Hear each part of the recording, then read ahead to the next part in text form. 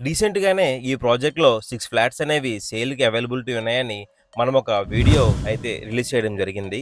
And మనం release చేసిన within డేస్‌లోనే 4 యూనిట్స్ అనేవి బుకింగ్స్ కంప్లీట్ చేసుకున్నాము. అండ్ ప్రెజెంట్ కేవలం 2 యూనిట్స్ మాత్రమే సేల్‌కైతే అవైలబిలిటీ ఉన్నాయి.